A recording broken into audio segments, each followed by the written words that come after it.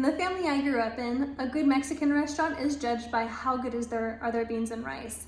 Is that rice flavorful, or is it bitter? Is it hard and dry, or is it just kind of a terrible texture? Too many restaurants have bad rice. In my opinion, that makes or breaks the restaurant. So today I'm going to show you a really good Mexican rice. We had some really good friends of ours when we were living in China who were also Mexican-American families.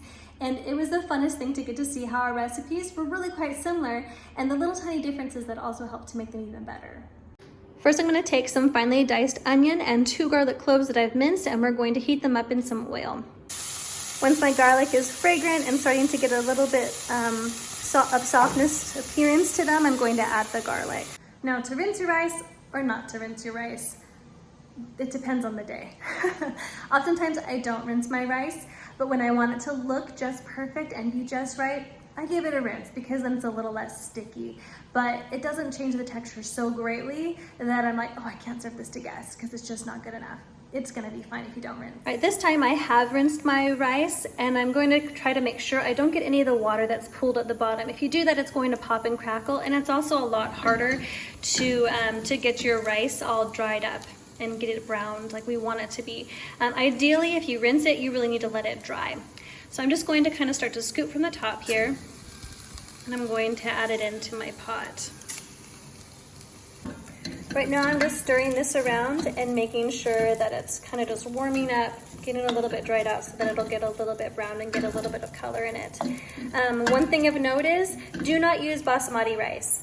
We went to a Mexican restaurant here in Oman, and they used a Basmati rice for their Mexican rice, and it was delicious. It just tasted nothing like Mexican rice. So don't do Basmati. Do a nice jasmine rice. If you happen to be in the Middle East, Egyptian rice works well as well. It'll have a slightly different texture, but it'll work if you can't find jasmine.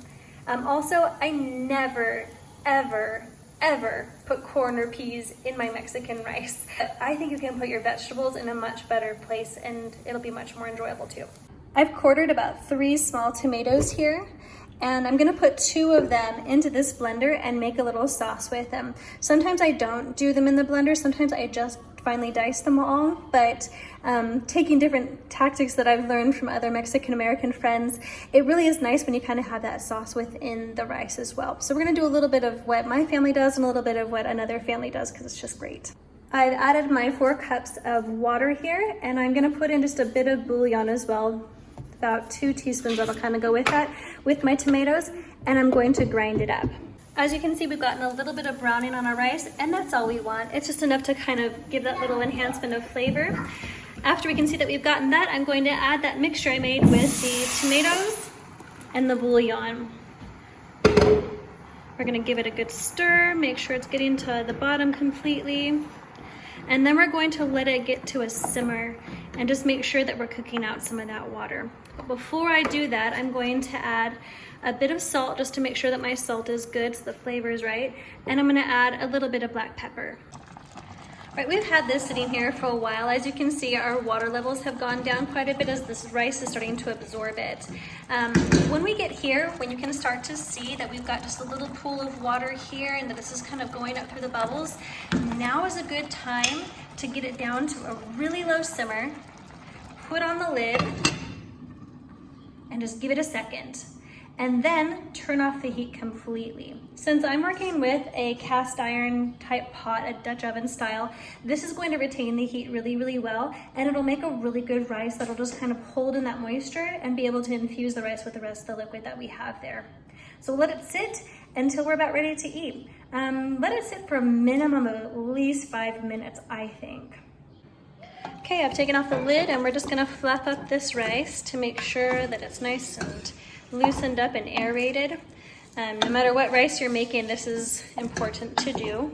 Finally, I'm gonna add that 1 small tomato that I diced, and I'm gonna add it into my rice. I like that fresh tomato in there as well. That's not traditional to my family or anybody else. That's just something I like to do. I just like that warm, semi-fresh tomato in there. But as you can see, there's a lot of little tiny cooked bits in there, and that's really important for flavor. This will be great in a burrito. Be great on the side of any of your Mexican meals.